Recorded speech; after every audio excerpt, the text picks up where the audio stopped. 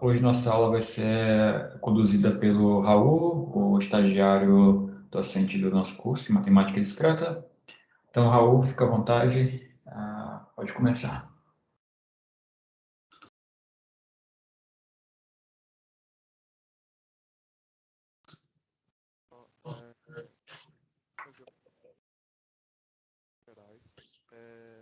Raul, o seu áudio está bastante ruim. Não sei se é o microfone, talvez.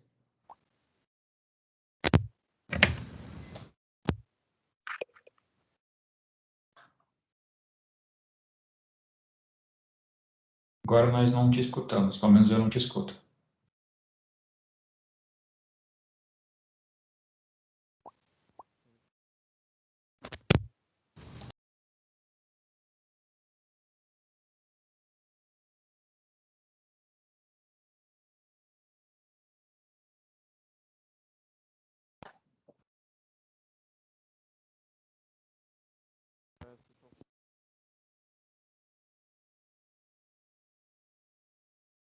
Fez um barulho aí, não sei se você mexeu alguma coisa, mas está fazendo uns barulhos no seu microfone. Mas não tá dando para ouvir. Eu te escuto, mas está bem baixo. Não sei se é se você setar o volume aí do seu microfone, eu acho.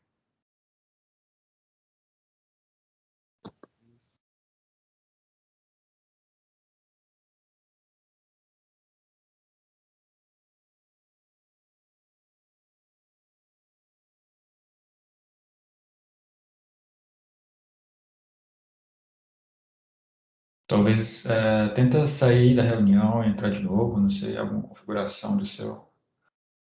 Estava te escutando antes, mas muito baixo. Tá, vou tentar isso então. Beleza.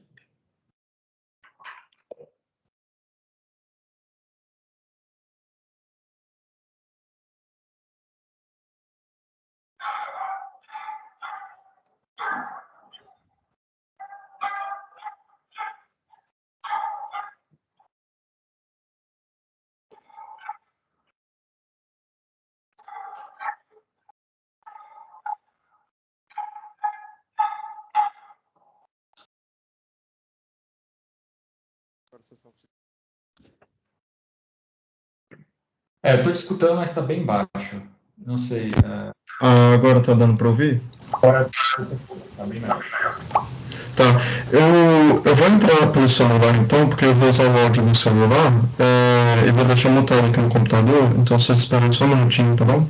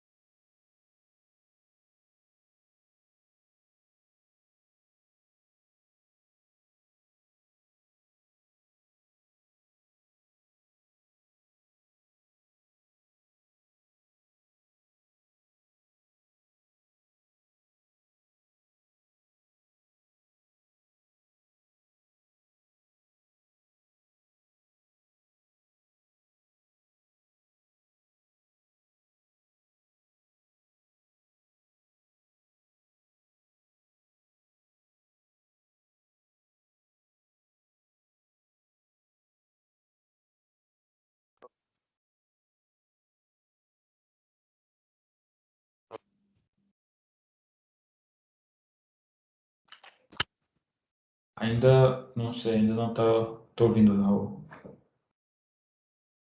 Agora tá dando para ouvir melhor? Sim, tá um pouco estourado o microfone, mas dá para ouvir, sim. Tá Deixa eu diminuir. Agora melhor. melhor, sim. Certo.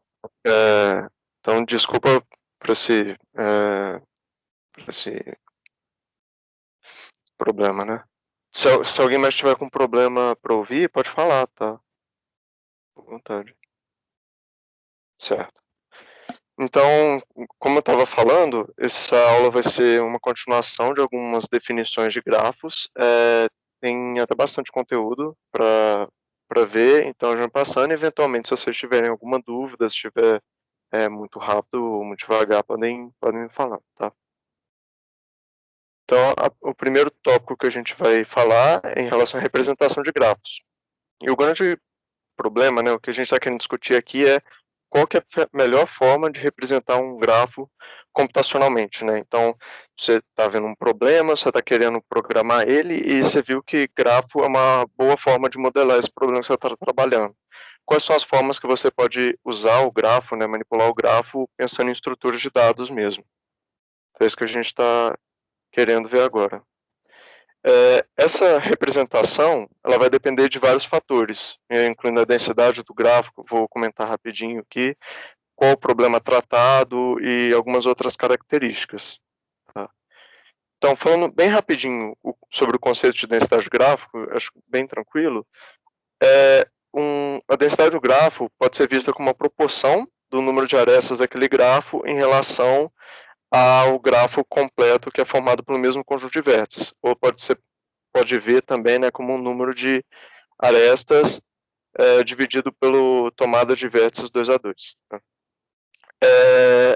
Um dos grandes pontos falando de densidade de grafo é que é uma relação um pouco vaga, no sentido de que não existe um número certo. A partir dessa proporção de arestas, a gente entende que é densa, a partir daqui a gente entende que é um grafo-espaço. Isso varia um pouco dependendo do problema que está sendo tratado, dependendo do tipo de gráfico que está sendo tratado, mas dá para ter uma noção intuitiva assim, do que se trata de um grafo denso e um grafo-espaço. Tá?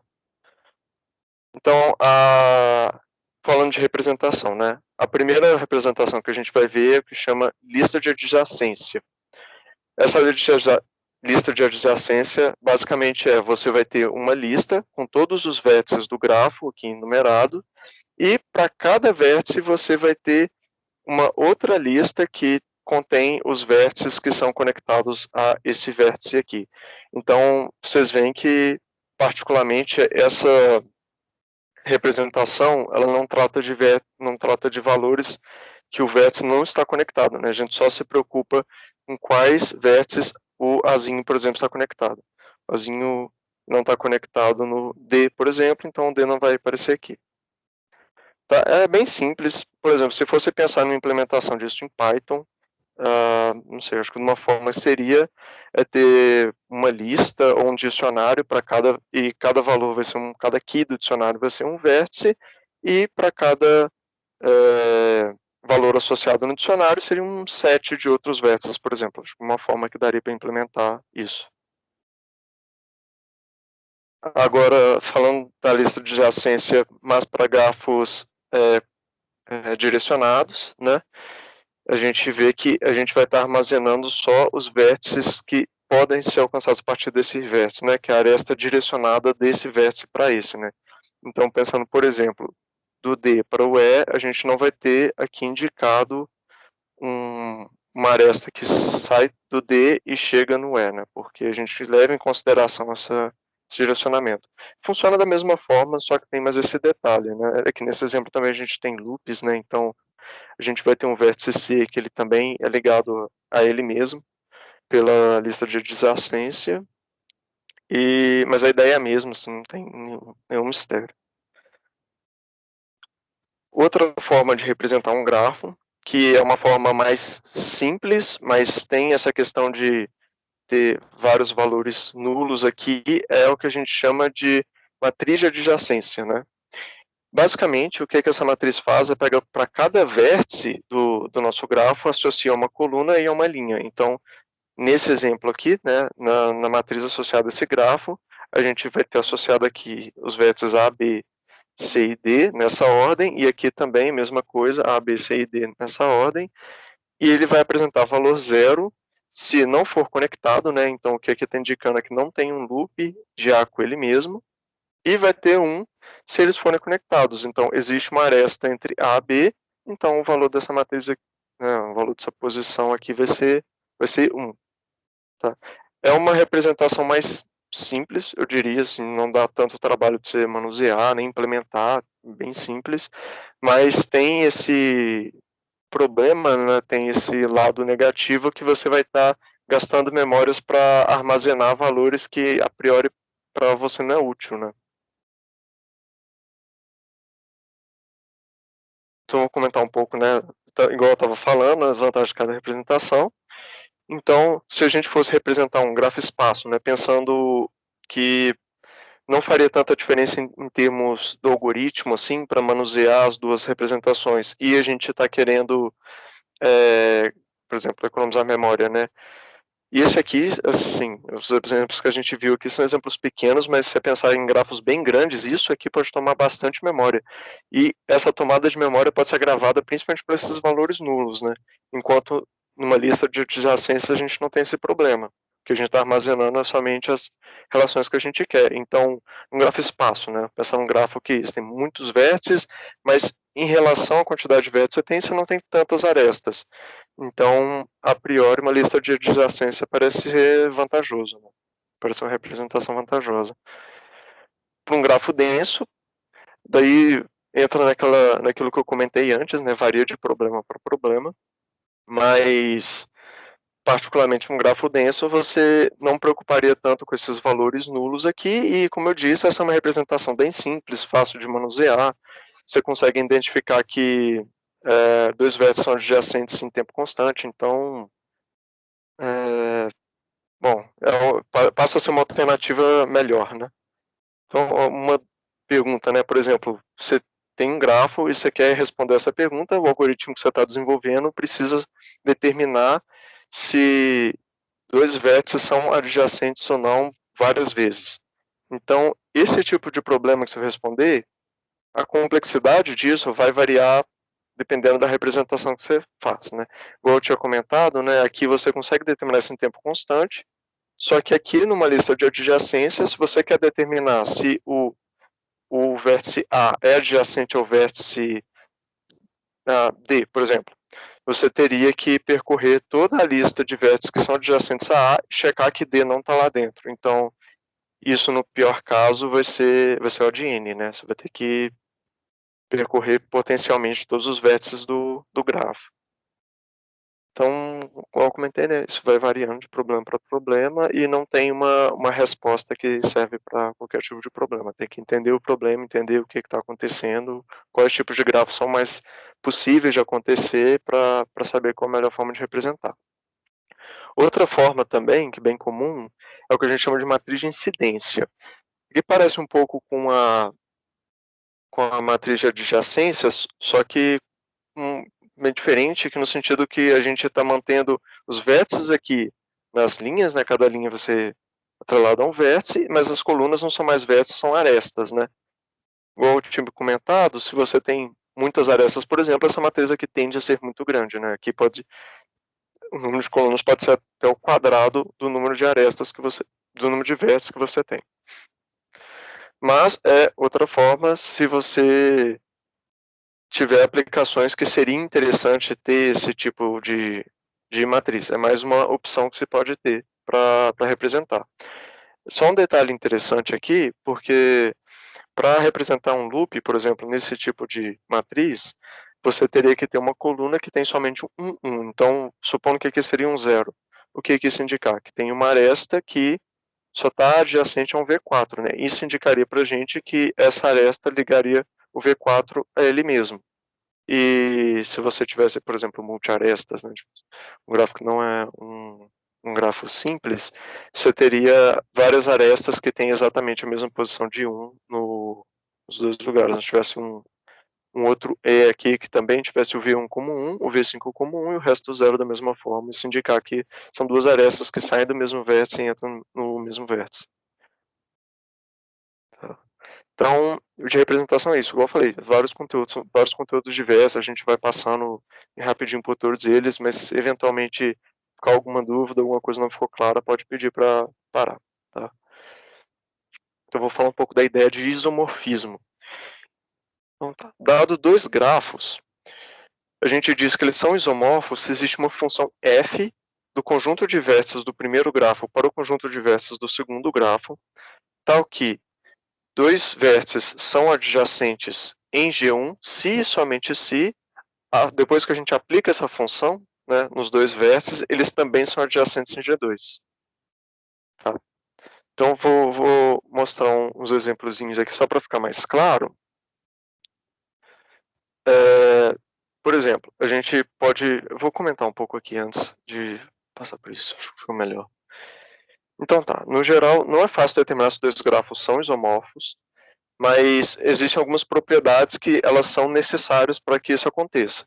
Por exemplo, o número de vértices tem que manter o mesmo, o número de arestas tem que manter o mesmo, e o grau dos vértices tem que manter o mesmo. Então, por exemplo, se um grafo você tiver um grau que o outro grafo não vai ter, então com certeza eles não são isomorfos. Mas essas coisas aconteceram não é garantia que os grafos são isomorfos, né? É necessário. Tá?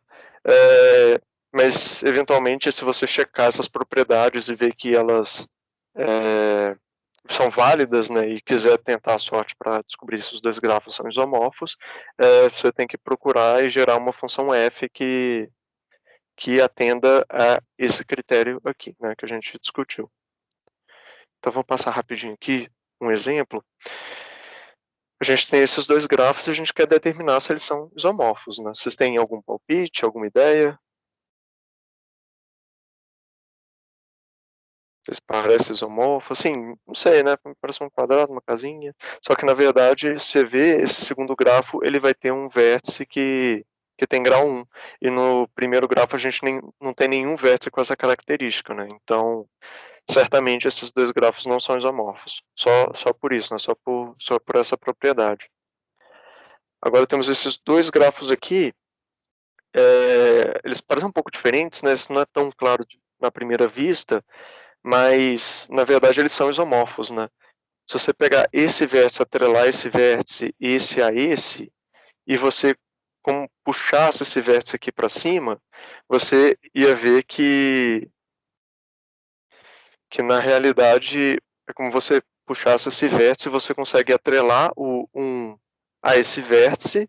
Esses dois vértices aqui você pode atrelar esses dois, e esse grafo ele é isomorfo, né? Como você ficar se manipulando, puxando os vértices do grafo. Claro que isso aqui não é uma demonstração formal, né? Mas dá para ver que existe, a gente consegue fazer esse mapeamento, né, com essa função. E outra coisa, a gente consegue montar uma matriz de adjacências desses dois grafos da mesma forma, né? Prestando atenção na ordem dos vértices. Tá? Então, pulamos mais um tópico também, se tiver alguma dúvida, se não tiver claro, pode parar para perguntar. Só uma curiosidade, igual eu tinha comentado, encontrar isomorfismo não é muito simples, né? Mas o melhor algoritmo que a gente conhece hoje foi proposto em 2017 e ele é O de 2 elevado a log n base 3. Então ele não é um algoritmo polinomial, ele é mais aproximado de um exponencial, né? Ele, sei lá, chamaria um quase polinomial. Mas dá para ver que assim não é uma tarefa fácil determinar se dois grafos são isomorfos, né? Particularmente se os grafos são grandes. Tá, legal. Então, agora a gente vai falar um pouco de conexidade de um grafo. E o problema que a gente está querendo tratar aqui é considerar o problema de determinar se uma mensagem pode ser enviada entre dois computadores numa rede, né? Então, assim, a gente tem vários pontos, esses pontos são conectados, e a gente quer determinar se eu partir de um ponto A, eu posso mandar uma mensagem para qualquer ponto B, e isso aqui vale para qualquer ponto A e B dessa minha rede. Esse problema, eu acho que fica fácil de ver que ele pode ser tratado com grafo, e que eles podem ser modelados usando caminhos, né, que é um conceito que a gente vai ver agora. Então, na definição. Seja n um inteiro não negativo e g um grafo não direcionado, um caminho de tamanho um caminho de tamanho n de um vértice u para v no nosso grafo G é uma sequência de n arestas, a gente tem uma sequência de arestas em G que é associada a uma sequência de vértices. Então a gente tem o nosso U, a gente tem o nosso V e a gente tem os vértices que são atravessados por essas arestas aqui de cima, tal que EI é adjacente aos vértices X e X1, né? Igual eu falei, tem essa relação. Então, pela essa definição, por exemplo, esse E1 seria a aresta que está entre o X0 e o X1. Tá? É basicamente essa ideia de um caminho de tamanho n. Só uma nota, quando um grafo for simples, a gente vai denotar o caminho para sua sequência de vértices, já que essa sequência é única. Num caso um grafo não ser simples, essa sequência não seria única, porque a gente poderia atravessar de 2 vértices por mais de uma aresta, né?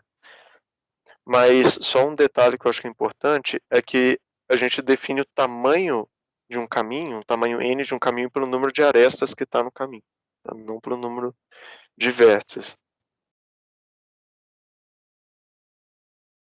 Além disso, a gente pode generalizar, né, a ideia de um caminho pensando em um ciclo, que basicamente é um caminho que começa e termina no mesmo vértice, né?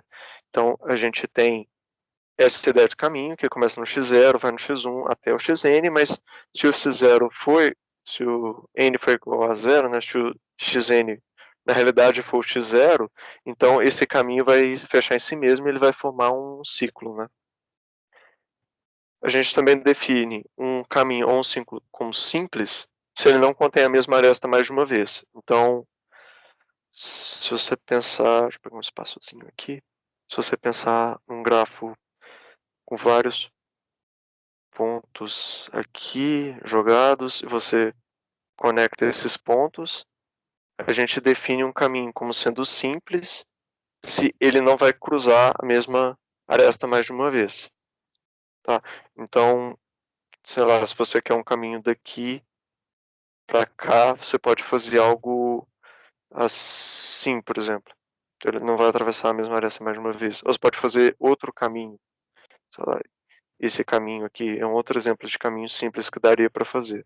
Agora, você não pode fazer um caminho, esse caminho, né, um exemplo de caminho simples, seria você vir para cá, descer aqui, subir, descer de novo e vir para cá. Isso é um caminho possível, isso atende a nossa definição de caminho, só que isso não é um caminho simples. Tá?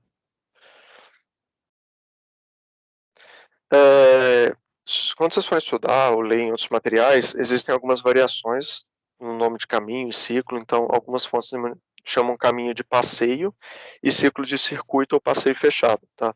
É só uma variação de nomenclatura, mas se você pensar passeio fechado e ciclo é a mesma coisa, tá? E a definição para um caminho para grafos direcionados é bem similar, né? A única diferença é que, vou fazer um desenho maior aqui, se você tem um grafo direcionado nessa forma, você só vai poder considerar como caminho isso aqui. Eita. Isso aqui, né? Você não, por exemplo, você não poderia voltar para essa aresta aqui, mas de resto as definições seguem. Tá? Então, certo. Nesse grafo aqui dá para observar que o ADCFE, ele é um caminho. Além do caminho, ele é um simples. Então, se você fizer aqui ADC, que está aqui em cima,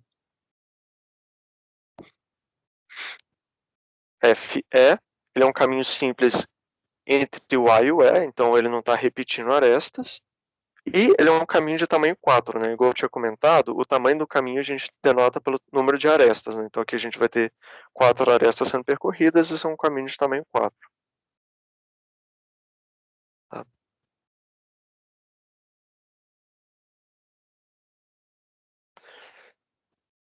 Certo.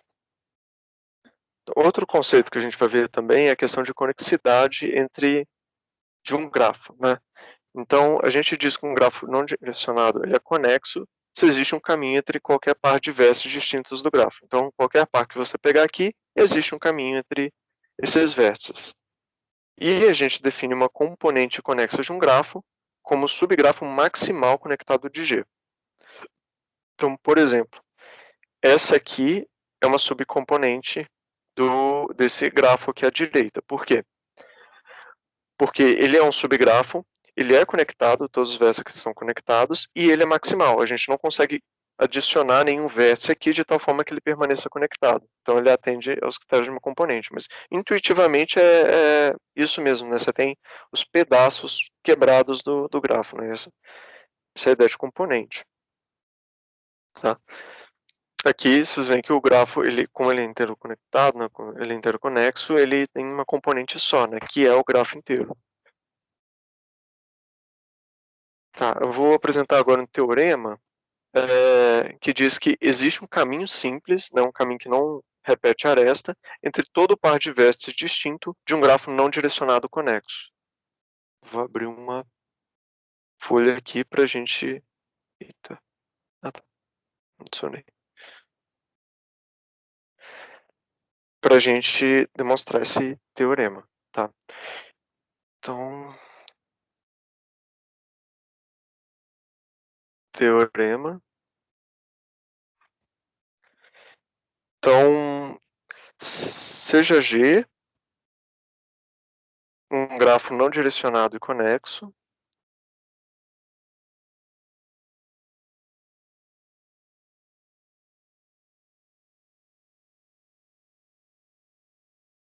direcionado, conexo, e seja o IV vértices desse grafo. Santa Mona. Bom, como G é conexo, a gente já sabe que existe um caminho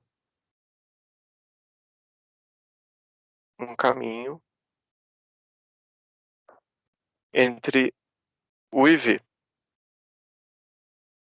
pela definição do conexo, né? Então, vamos nomear esse caminho, vamos ver esse caminho como um igual a x0, x1, até o xn, e esse xn na verdade é V. E, além disso, esse caminho aqui que a gente definiu, vou chamar ele de C.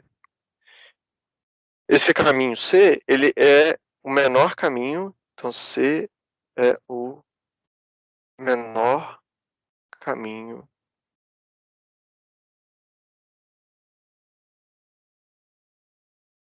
entre U e V.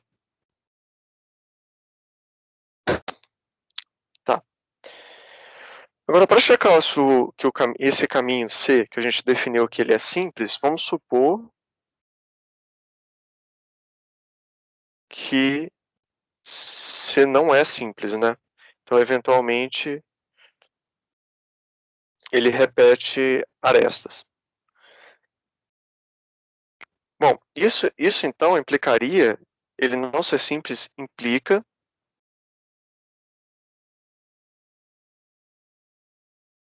que existe I e J tal que o VI vai ser igual ao VJ, né? Eles vão ser o mesmo vértice. Portanto, e com isso a gente conseguiria recortar essa parte, né, que está dando um loop, dando uma volta e voltando para J. Poderíamos recortar essa parte, né? Então, isso implica que poderíamos fazer um caminho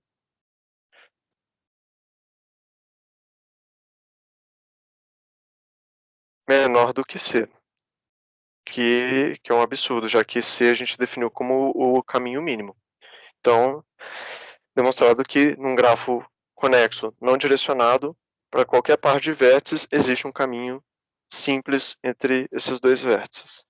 Tá? É um teorema bem simples, mas é bem interessante. Agora ver como é que eu faço para dar zoom aqui.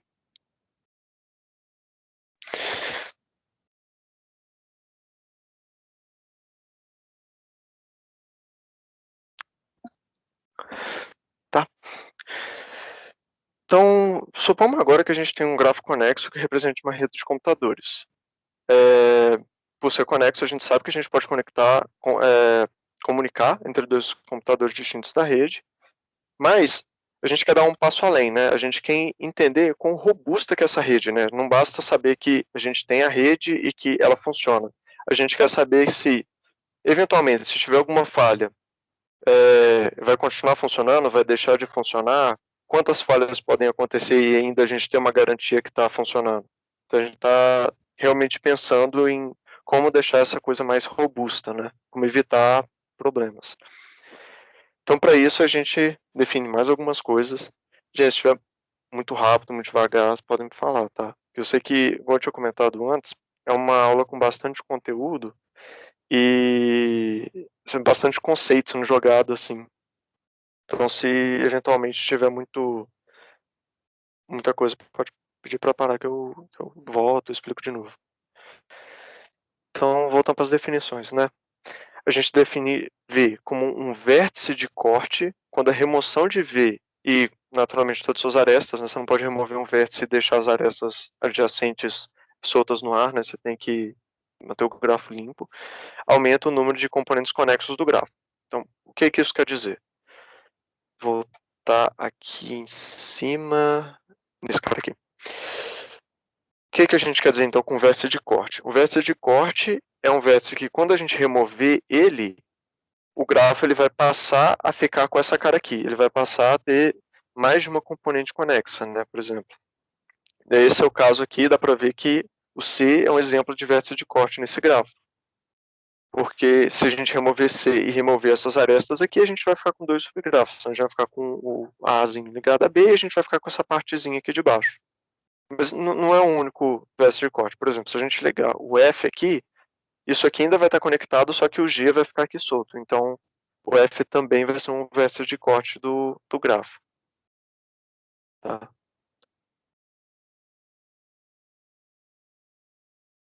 Aqui. Da mesma forma, a gente também pode pensar numa aresta de corte, né? Uma aresta que, se a gente remover o grafo, ele vai aumentar o número de componentes conexos do grafo, né? Você vai quebrar o grafo. E, falando de novo, né, naquele exemplo que a gente pensou em redes de computadores, né, pensando se a nossa rede está robusta, se a nossa rede, se tiver alguma falha num vértice, ou num roteador, por exemplo, ou no nó, um link entre roteadores, a rede ainda vai funcionar, né? Uma rede de computadores, se existir, né, esse vértice de corte ou essa aresta de corte nessa rede, a gente sabe que vai ter uma falha e que vão existir dois computadores que a gente não vai conseguir se comunicar através dessa rede. Tá? Mas assim, eu acho que vale observar que nem todo grafo tem vértice de corte. Um exemplo bem clássico é um grafo completo para n maior ou igual a 3. Por exemplo, o K3 aqui, que ele é o triângulo. Não tem vértice de corte nesse grafo. Porque se eu retirar esse vértice aqui, eu vou ficar, por exemplo, eu vou ficar com isso aqui sobrando. Ele ainda é um grafo conexo. Eu não aumentei o número de componentes. Se eu retirar esse aqui, eu vou ficar só com um vértice sobrando. Então, ele é o que a gente denomina de um grafo não separável. Tá? Então, o que a gente quer fazer, além de simplesmente falar de um vértice ou uma aresta de corte, é pensar qual o número mínimo de vértices que eu tenho que retirar do meu grafo para ele passar a ser desconexo. Né? Qual o número mínimo de arestas que eu tenho que remover do meu grafo para ele passar a ser desconexo? Isso vai motivar a gente a pensar num conjunto separador, né? Então não é mais só um vértice que a gente está olhando. A gente está olhando um conjunto de vértices, tal que, se a gente tirar os vértices de G, ele passa a ser desconexo. Esse conjunto separador, né, o tamanho do conjunto separador mínimo, a gente vai denotar esse KG, que vai ser a vértice conexidade de um grafo G não completo. Tá? Então, é uma métrica do grafo, né? Você tem um grafo, você pergunta qual que é o número mínimo de vértices que eu tenho que tirar para esse grafo passar a ser desconexo, e a resposta vai ser esse valor aqui, esse KG. Só uns detalhes, como um grafo completo, como eu comentei, não possui vértice de corte, a gente define que o K de um grafo completo vai ser igual n-1, que vai ser o número de vértices que você tem que retirar para a única coisa que sobrar é um vértice sozinho no ar, né?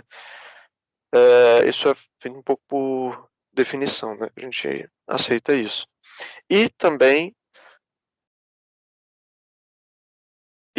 a gente assume que o K de G é igual a zero para grafos desconexos, né? Então, grafo que não está conectado, você não precisa remover vértices dele para ele não estar conectado. Então, a gente só assume que o K de G é igual a zero para esses casos. Tá? Então, vamos dar uma olhada em alguns exemplozinhos aqui e pensar qual que é a vértice,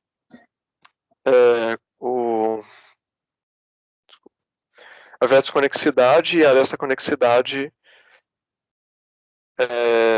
desses grafos aqui, né? Então, por exemplo, eu acho que fica fácil de ver que esse grafo aqui, ele vai ter o vértice conexidade 1, bem fácil de ver, porque simplesmente se a gente remover esse vértice, a gente já desconecta ele em duas partes. E aí vale a mesma coisa para a aresta conexidade. Se a gente remover essa aresta aqui, a gente vai quebrar esse grafo em duas partes. Né? Esse caso aqui, a gente também consegue remover esse vértice e quebrar a rede em duas partes. Só que não tem como a gente remover só uma aresta e remover, né? Então, e quebrar a rede, né? Então, é um exemplo de um grafo que ele tem uma vértice conexidade de 1, só que a aresta conexidade na realidade é 2, né? A gente precisaria remover, por exemplo, essas duas arestas aqui e já serviria para quebrar a rede. Esse G3 aqui, ele é um exemplo de um grafo com vértice conexidade 2 e aresta conexidade 2. A gente precisaria, não tem como a gente só remover um vértice, né? Não tem um vértice de corte, né? Não tem como a gente remover só um vértice e desconectar ele. Qualquer vértice que a gente remover, o restante vai permanecer conectado. A gente precisaria remover pelo menos dois vértices, por exemplo, esses dois. Isso aqui já serviria para quebrar essa parte dessa parte. E mesma coisa pensando em arestas, né? Então, não adianta remover só uma aresta, o resto vai continuar conectado. A gente teria que remover duas para desconectar isso. Só mais uma curiosidade mesmo, a gente não vai falar isso aqui na aula, por questão de tempo tudo, mas grafos que são formados por ciclos que são colados nos outros, eles têm vértice conectividade 2. Então, por exemplo, você tem um grafo, você tem um ciclo, desculpa, vou desenhar aqui no meio, deixa eu ver se aqui em cima tem mais, aqui em cima acho que tem mais espaço. Então você tem um ciclo e você conecta um ciclo assim, e você conecta um ciclo assim, e você vai fazendo isso e outro aqui, sei lá. Um grafo que tem esse formato aqui, ele vai ter vértice conexidade 2. É só um resultadozinho interessante. E vocês veem que a cara desse grafo é essa, né? Porque aqui você tem um ciclo, aí você tem um cara que conecta nesse ciclo e outro cara que conecta aqui em cima. Só uma curiosidade mesmo. Esse grafo aqui, ele vai ter uma vértice conexidade de 2. Então, por exemplo, se a gente remover esse vértice aqui e esse vértice aqui, essa parte vai ficar solta do resto. Tá? A gente consegue dar um exemplo que isso vai acontecer. E a aresta conexidade tem que ser 3, porque não importa o grupo de duas arestas que a gente remover aqui, essa aqui ainda vai estar conectando esses dois componentes, então não funciona. Se eu tirar daqui e daqui, enfim, se você fazer esse processo, vai ver que você necessariamente precisa tirar 3 arestas. Tirando 3 arestas, você consegue desconectar isso aqui. Só para ficar mais claro esse conceito. Igual eu tinha comentado, né, a gente tem uma ideia análoga à vértice conexidade com relação à aresta conexidade. A gente vai chamar essa aresta conexidade, a gente vai denotar de lambda de G. E a gente já viu aqui qual que é a aresta conexidade desses grafos aqui de cima. Tá? Então, seguindo com as definições, né? Pessoal, ficou claro essa questão de conexidade, essa motivação que a gente tem? A gente tem uma rede, a gente quer saber se falhar até 3 roteadores, a gente está seguro, não precisa preocupar. Enfim, toda essa ideia ficou claro, está muito confuso? Tá, tranquilo. Então tá, vamos seguindo então com as definições, né?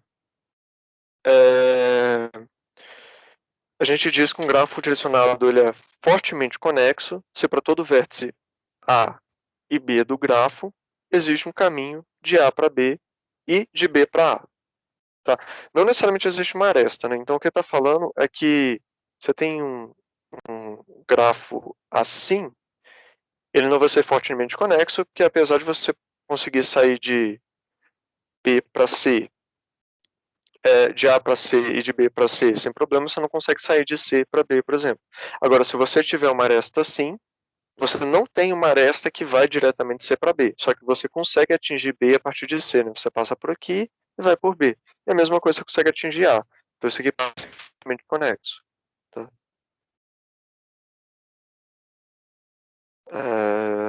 Acho que é bem tranquilo essa ideia. E a gente também tem um conceito parecido que é o fracamente conexo, né? Se para todo vértice opa,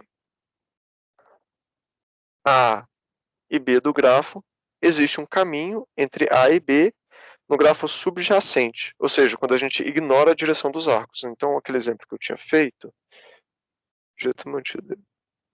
Então, a gente tinha o A, acho que aqui, B, o C aqui, ele é fortemente conexo, né? É fortemente conexo como a gente viu.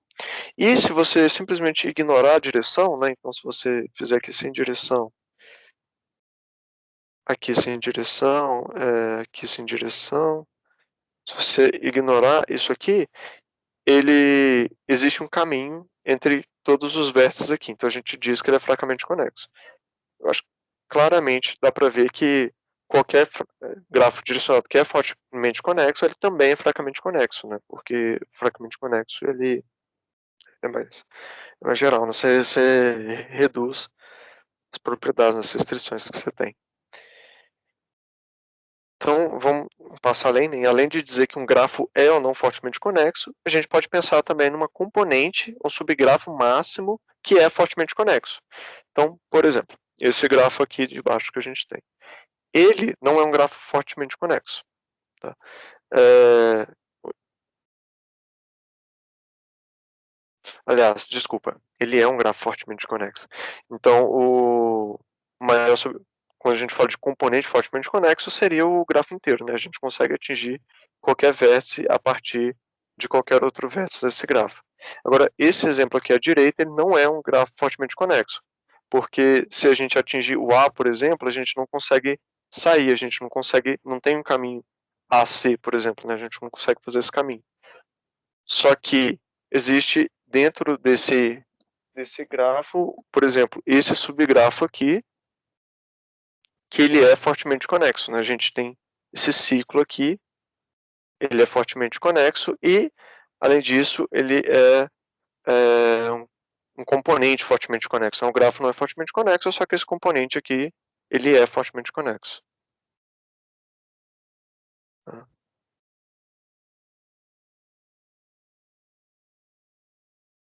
Só mais um detalhe, igual a gente tinha comentado de propriedades que são necessárias para dois grafos serem isomorfos, eu tinha comentado do grau do vértice, da quantidade de arestas, enfim.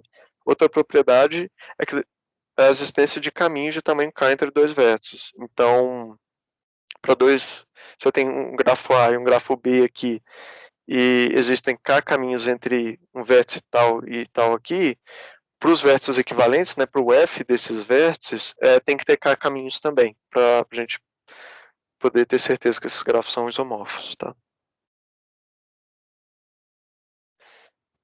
Agora a gente vai ver um teorema usando a matriz de adjacência que a gente viu logo no início da aula, tá? Mas antes eu queria dar uma pausa de uns 2 minutos para tomar uma água e no banheiro já volto, tá? Se vocês quiserem aproveitar também.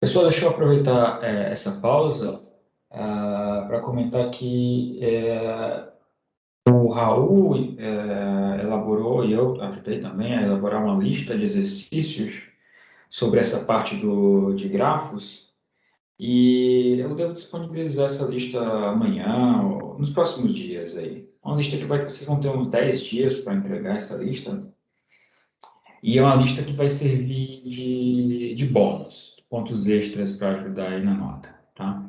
Então, claro, a lista ela é para vocês treinarem esses conceitos de grafos, né? São exercícios sobre grafos, que eu acho que o livro não tem tantos exercícios interessantes, então a gente decidiu fazer essa lista, então vai ser útil para a prova. E além disso, vai ser uma pontuação extra aí para ajudar. Não vou pensar ainda quantos pontos vai valer essa lista, mas vai ser algo, vai ser um bônus aí para quem entregar essa lista. Sim? Boa noite, professor. Boa noite. Aproveitando essa pausa rápida, queria saber se tem alguma previsão de quando o senhor vai liberar as notas da segunda prova. Esses dias eu terminei de corrigir hoje, e aí eu acho que amanhã, no máximo, eu já mando as notas. Tá? Só hoje que eu terminei de corrigir. Então, amanhã eu acho que eu já mando. Ok, então, obrigado. Nada. Sim, Jonathan. O senhor poderia repetir o que o senhor falou? Que foi pegar uma água ali? Fazendo Eu falei favor. que tem uma lista de exercícios que eu vou passar, e exercícios que são sobre essa parte de grafos, e que vai ser uma lista de exercícios que vai ser uma pontuação de extra bônus aí para nota.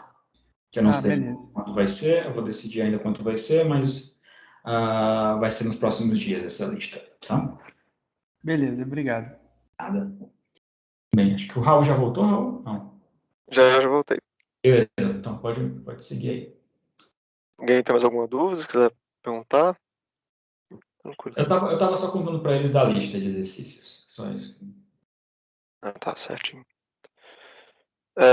Então, vamos demonstrar esse resultado aqui. Eu vou criar uma página nova e vou ajustar o zoom aqui. Eu também quero... Certo. Então tá. CGG, um grafo com matriz de adjacência A, matriz de adjacência que a gente tinha visto lá na frente, né? Lá atrás, aliás. Com respeito à ordenação e os vértices, né? Então, igual eu tinha comentado, as colunas da matriz de adjacência, né? Você tem que garantir uma certa ordenação e as linhas da mesma forma.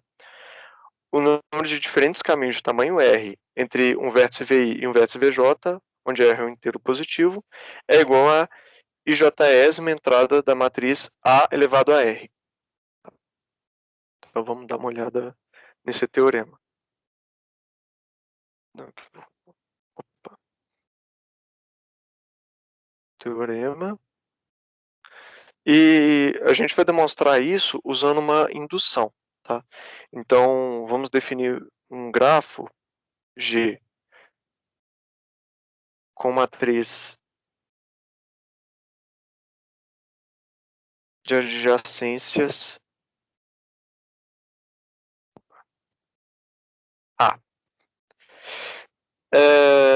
Acho que dá para notar que o número de caminhos entre quaisquer vértices VI e VJ de G com tamanho máximo 1, né? Então a gente está pensando aqui no A elevado a 1, ele vai ser a entrada IJ dessa matriz. Né? Então vamos anotar isso. Que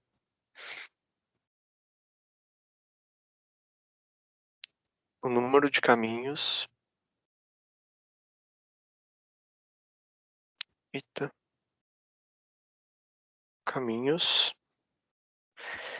entre vértices IJ, VI e VJ é a entrada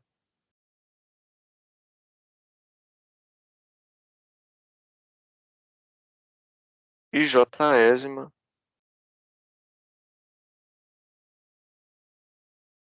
de A. Tá? Agora, bom, isso aqui a gente está vendo como um caso base, né? Agora a gente quer definir a nossa hipótese indutiva. Nossa hipótese indutiva. A gente supomos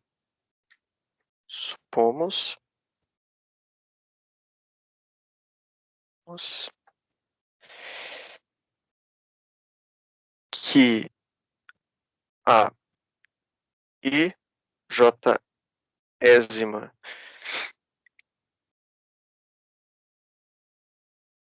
entrada da matriz, né? A matriz AR corresponde, né? É o número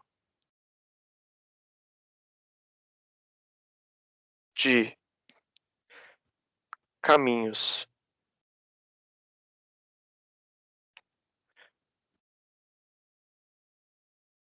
de tamanho R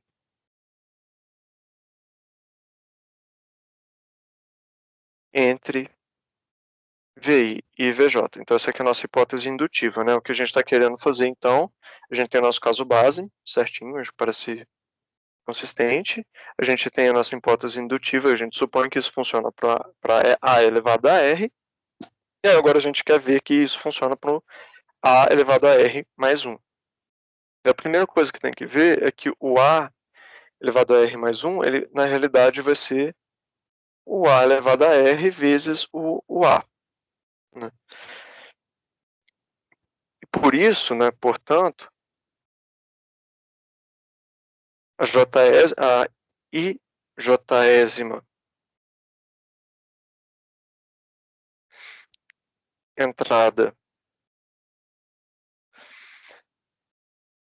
de AR mais 1 pode ser escrito como essa fórmula aqui. A J, né, vai passando com linhas e a linha e a coluna, né, correspondente a I e J. Então, BI2 A2J até N. Então, seu BIN a NJ. Ok? É simplesmente pensando numa posição específica aqui do AR mais 1, a gente já sabe que essa posição pode ser escrita dessa forma, né, no produto. Então, isso aqui é feito de tal forma onde o B de IK é a IKésima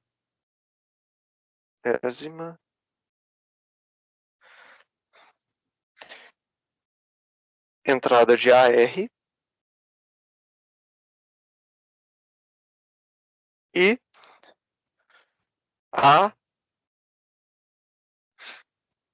A de KJ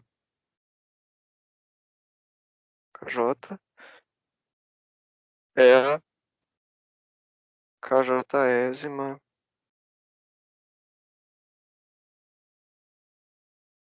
entrada de A. Então, o B e o A eles são referentes a cada uma das matrizes. Tá? Bom, agora nota que um caminho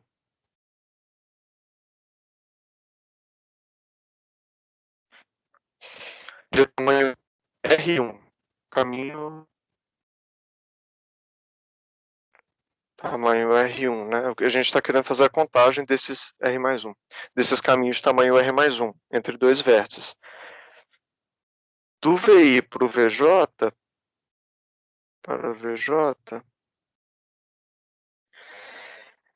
ele pode ser construído, né? Ele pode ser feito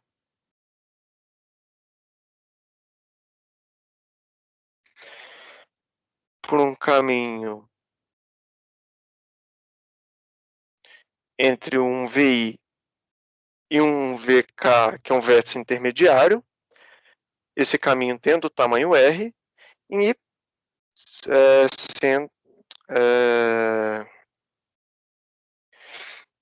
e uma aresta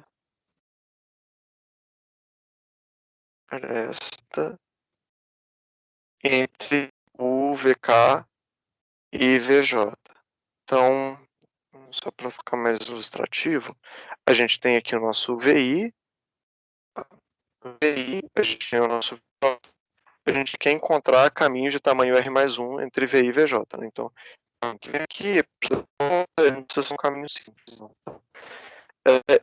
O que ele está dizendo é, se a gente tem um caminho de tamanho R entre dois vértices, o que a gente precisa saber para fazer esse caminho R mais 1 entre VI e VJ é, a gente tem esse VK, a gente sabe que esse caminho aqui entre o VI e o VK, ele tem tamanho R, como o VK ele é adjacente a VJ, então, com certeza, esse caminho VI, VJ tem tamanho R mais 1. Isso aqui é feito por vários vértices intermediários, então o VK ele não necessariamente é único. Então tem vários vértices intermediários, esses vértices também são conectados com VI, e eles fazem a formação, né, que caminho de tamanho R. Tá? A ideia é basicamente essa. Agora note que, pela regra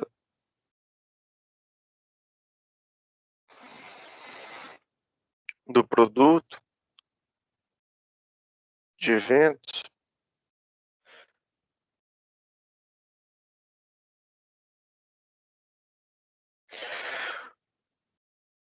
o número de tais caminhos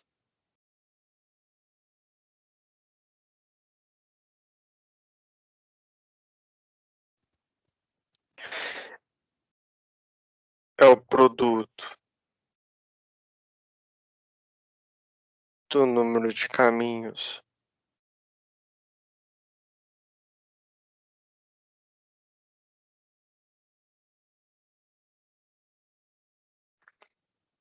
de VI para VK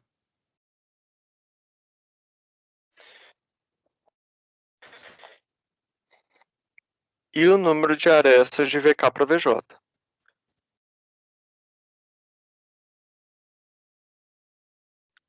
Arestas de VK para VJ. Deixa eu desenhar isso para ficar mais claro. Então aqui a gente tem o nosso VI, aqui a gente tem o nosso VJ e aqui a gente tem um VK.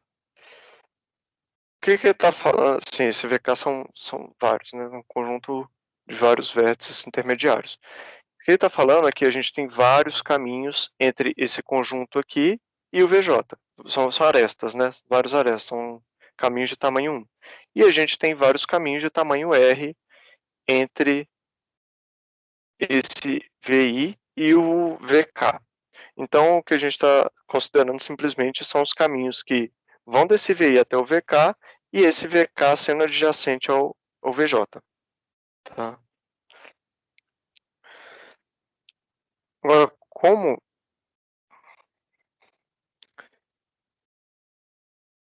esses produtos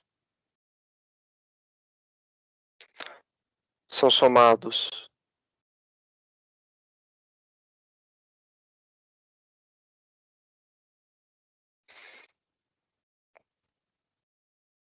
para todos os vértices,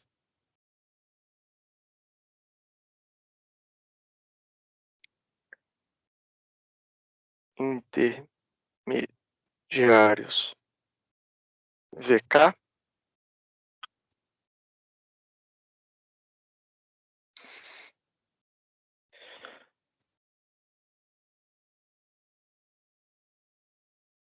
possíveis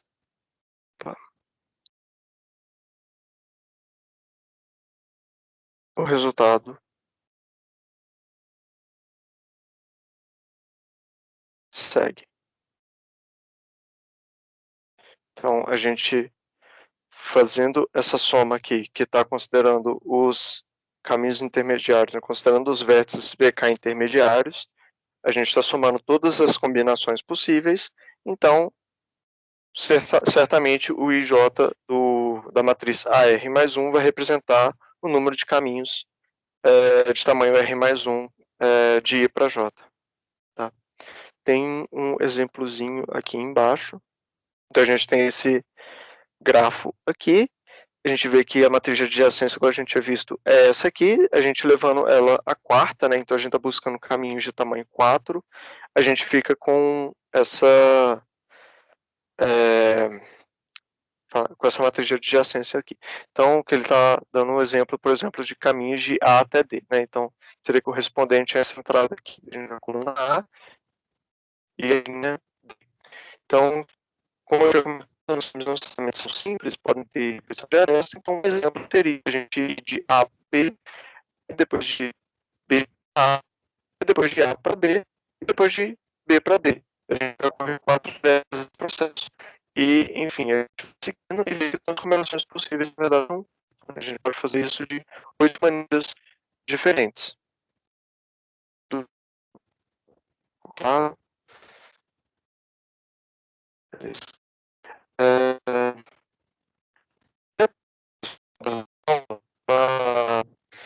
Para apresentar um tópico, né, um conteúdo, uma aplicação de grafos que eu acho que é bem interessante, eu acho que vocês vão achar interessantes também. Para isso, eu vou falar rapidinho de alguns conceitos, né, que vocês ainda não viram. Um deles é grafos planares, que se eu não me engano vocês vão ver na próxima aula, mas não tem nada de misterioso. O outro é de árvore geradora, que eu vou comentar rapidinho o que é uma árvore geradora de um grafo, tá? Outro conceito também é uma triangulação, né? Então, você tem um conjunto de vértices, você conecta esses vértices de tal forma que as arestas formam um triângulo. É bem visual, é bem tranquilo de entender e eu acho que vale a pena porque a aplicação, pelo menos, é interessante, imagino que seja interessante. Então, o que a gente vai ver aqui é o uso de grafos na geração procedural de conteúdo para jogos. Esse artigo aqui que eu vou mostrar para vocês, particularmente, ele usa grafos para poder gerar dungeons randômicas, né?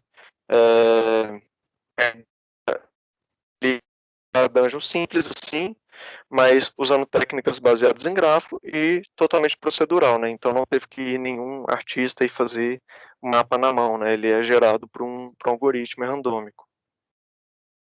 Tá? Deixa eu puxar aqui então um papel novo. Então, eu tinha comentado, né? Eu vou falar sobre triangulação, que é uma ideia bem simples, tá? Quando a gente e tem algoritmos para fazer isso. Então a gente tem vários pontos jogados num plano, uma folha de papel. A gente quer conectar esses pontos de tal forma a formar triângulos. Eita, ficou péssimo, deixa eu... A gente quer conectar isso de tal forma a gerar triângulos. Fazer isso e assim. Isso aqui é um processo de triangulação. E uma coisa que vocês vão ver na próxima aula, que no conteúdo dessa aula, é que esse grafo é planar, né? O que quer dizer? A gente consegue escrever ele no plano sem ter cruzamento das arestas, né? Sem ter nada desse tipo aqui. Então, isso que a gente chama informalmente assim, de grafo planar. Vocês vão ver com mais detalhes na próxima aula. Outra coisa também que tem que mostrar aqui é a ideia de uma árvore geradora. A árvore geradora vai ser um subconjunto das arestas de um grafo. Então, a gente tem um grafo G aqui. A gente quer um subconjunto das arestas, de tal forma que o subconjunto seja mínimo para o grafo ainda ser conexo. Então, a gente pega um vértice aqui, a gente quer garantir que tudo seja conexo, pegando o mínimo de arestas. Isso vai formar uma árvore, né? Então, a gente pega essa aresta aqui, esse vértice, essa aresta aqui e aqui, por exemplo. Então, isso em azul aqui seria um exemplo da árvore geradora desse grafo G aqui. Bom, deixa eu puxar então o artigo. Então, o que o autor desse artigo, um artigo bem simples, bem interessante também, se vocês quiserem ler com mais calma, o que ele propõe então é a gente pegar vários vértices no espaço. Então, isso aqui na realidade é um grid, né, que a gente não está vendo. Cada um desses aqui atrelado tem um vértice. E ele aumenta esses vértices de maneira randômica mas com a restrição de que esses retângulos aqui não se toquem, tá? É a única restrição que ele garante, só que ele faz isso de maneira randômica. Então, no fundo, isso aqui são vértices e ele fez esse processo de preenchimento. O próximo passo que ele fez foi aquilo que eu tinha comentado de triangulação. Então, ele pegou o centro dessas geometrias aqui e conectou com várias arestas, de tal forma a formar triângulos, e de tal forma que arestas não vão cruzar entre si, né? Como eu tinha comentado, isso aqui vai ser um grafo planar, se você pensar dessa forma. Tá? Em seguida, o que ele fez? Igual eu tinha mostrado aquele exemplo da árvore, né? Ele fez exatamente isso. Ele gerou uma árvore para esses vértices aqui, para esse grafo.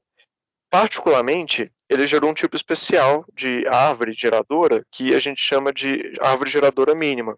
Eu acho que isso não vai entrar no conteúdo do curso, mas o conceito também é bem simples, né? Igual eu tinha mostrado. Aqui, por exemplo, a gente pegou um exemplo de árvore geradora. Só que se a gente tivesse pesos nessas arestas, no caso do artigo, provavelmente o peso que ele está usando é a distância mesmo, o tamanho da aresta, a gente poderia ter uma árvore geradora que a soma dos pesos é menor.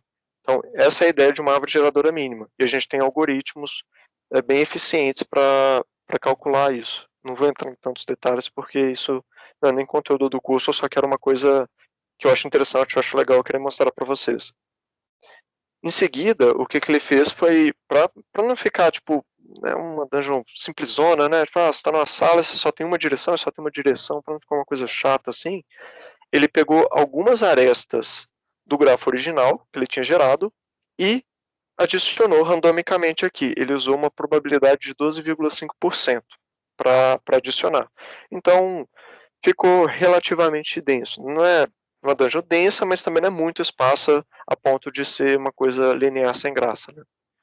Tem interesse, né? Você pode ir dessa sala para essa, depois para essa, depois para essa, e depois voltar. Ou, enfim, tem mais um negócio de exploração, né? Daí, ele usou um algoritmo que vocês vão ver na aula seguinte também, que é o algoritmo de caminhos mínimos, que é, se duas salas estão conectadas, eu quero fazer um corredor entre essas salas, e eu quero fazer isso, eu não quero dar a volta aqui por baixo para depois conectar, eu quero fazer isso de maneira mínima, né? Eu quero que os corredores sejam relativamente pequenos. Então ele usa um algoritmo de caminho mínimo entre dois vértices, isso vocês vão ver na aula que vem, com o professor Pablo. E com isso ele gera essa animaçãozinha aqui, né? Então você tem as salas jogadas e ele vai conectando essas salas com os corredores no formato que foi definido por essas arestas aqui. Tem até uma animaçãozinha que fica conectando as salas. E com isso ele gerou, um exemplo, né, que ele gerou foi esse mapa aqui. Então ele tem um quadrado aqui, aí tem um corredor que liga outra sala, um corredor que liga outra sala, esse corredor também liga a essa, e é um mapa totalmente gerado randômico. Sempre que o jogador ele entrar na fase, vai ser uma fase nova, né? Ele não vai ter essa questão de explorar, né? O autor desse artigo também fez um videozinho. Ele gravou um videozinho passeando numa dungeon que ele gerou, tá? Então, achei bem interessante. Espero que vocês tenham gostado também. O link tá aqui nas referências dos slides que eu vou disponibilizar para vocês. E também o conteúdo referente a essa aula está no Rosa em sessão 10.3 e 10.4 da 8ª edição. Tá? E eu acho que é isso. Vocês têm alguma dúvida, se tem alguma pergunta? Ô, Raul, no caso, os exercícios desse conteúdo vão estar na lista, né? Que o professor estava falando, né? Sim, então, igual o professor Pablo tinha comentado, ele entendeu que os exercícios do livro não são tão interessantes, não são tão legais. Então, a gente preparou a lista que tem relação com esse conteúdo, né? Vários dos conceitos que a gente viu que vão ter que ser aplicados para poder resolver os exercícios da lista. Tá? Gustavo, eu vou passar alguns exercícios mais simples do livro, sim, eu vou dar uma olhada depois eu passo. que são exercícios geralmente que exploram essas ideias, os conceitos, as definições, né? Não tem tanto de demonstração, tanto de prova. Então, a lista vai ser algo mais elaborado, mais técnico, com as demonstrações, né, matemático, e eu vou procurar alguns exercícios do livro também para complementar com essas coisas mais básicas. Mas os exercícios que vão ser pontuados vão ser os exercícios da lista, não esses exercícios do livro. Mas os exercícios do livro são legais porque trabalham essas definições, trabalham esses conceitos que o Raul apresentou e que eu apresentei na última aula. Então, também é interessante, mas é muito simples, assim, são coisas mais simples, tá? Então, é isso. Samai, quer perguntar? Eu, na verdade, ia perguntar o negócio sobre essa geração procedural, que é o seguinte, é porque eu já tinha visto em outros jogos e tudo mais, eu tive essa curiosidade. E tive o seguinte, é, uma mesma sala, no caso, ela pode, tipo assim, aparecer em outro, por grafos mesmo, ela pode aparecer em outros lugares, tipo, ela se repetir sem que ela esteja meio que voltando no caminho, não sei se ficou claro, mas um exemplo, ter duas salas iguais assim, e o caminho ser linear, não tiver, o jogador não estiver dando voltas. Não sei se ficou meio claro o que eu tô falando. Você diz, por exemplo, ele sair dessa sala aqui. Peraí, deixa eu ver se aqui embaixo fica mais claro. Pode ser aquela sala lá mesmo que você mostrou. É o seguinte, tipo assim, tem esse caminho, essa sala quadrada, ela Essa aqui, aparece, né? isso, ela aparecer em outro lugar, entendeu? Tipo, no caminho, ela aparecer num outro lugar. Tipo assim, ela aparece mais de uma Ficou vez no lugar. fresta que conecta, sei lá, Isso, teletransporte, alguma coisa para assim. ser um caminho, tipo, é, um caminho linear, entendeu? Ela aparece em outros lugares, um caminho linear. Entendi. Mas eu acho que eu entendi. Assim, eu quis apresentar um algoritmo bem simplesão mesmo, tipo, bem arroz com feijão. Sinceramente, eu não sou muito entendido em geração procedural. Eu estava conversando com um amigo meu que ele pesquisa nessa área, né? E aí ele me indicou esse artigo porque ele achou que ficava bem legal de mostrar. Mas tem várias outras formas de você modelar isso, né? Por exemplo, igual eu tinha comentado, esse grafo aqui que ele gera, ele é planar, né? Então não tem cruzamento entre as arestas. Mas você poderia, por exemplo, pegar uma sala que ela é conectada com algo bem longe aqui, em vez de você ter que atravessar todos os corredores, você teletransportava o jogador de A para B. Assim, são várias formas que dá para fazer isso. Mas o que eu acho legal assim, de mostrar é que tudo isso aí são coisas que você vê mexendo em grafo, né? Tipo, várias coisas interessantes que dá para mexer, problemas interessantes, não só em jogos, mas várias outras coisas você consegue modelar com grafo. Então, é bem útil e é bem interessante também. Ah, sim, não, bacana, deu para entender, sim. Obrigado. Obrigado. Beleza. Mas assim, se você quiser dar uma olhada, pode ler esse artigo com calma, pegar as referências, por exemplo, ele cita esse algoritmo que particularmente eu não conheço, mas eventualmente pode meter a cara e ler na Wikipédia como é que ele funciona e ler mais conteúdo. Provavelmente tem referências aqui embaixo. Aqui embaixo deve ter referências a outros projetos. Enfim, tem bastante coisa. Ah, não, eu vou ler sim, com certeza. Então, beleza. Beleza. Se ninguém mais tem alguma pergunta para o Raul, a gente pode ir encerrando por hoje a aula. Então, alguma dúvida, alguma Só pergunta? uma pergunta. Sim. Esses slides vão ser colocados no Teams? Eu vou.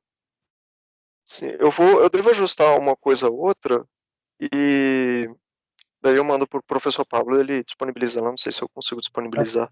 Eu posso colocar, você me manda, ou você pode colocar lá na pasta, tem uma pasta de material de aula lá no Teams, acho que você tem acesso para fazer o upload depois. Vai ficar um pouco frio por causa do formato das folhas aqui, mas eu acho que tá ok, né, pra usar. Sim, mas eu acho que pode ser assim mesmo, e aí você coloca lá direto na parte de material de aula, e junto com as notas de aula, você coloca lá os slides. Se não, se conseguir, você me manda que eu coloco lá, não tem problema não.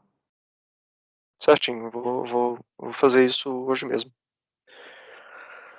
Beleza, então, acho que é isso.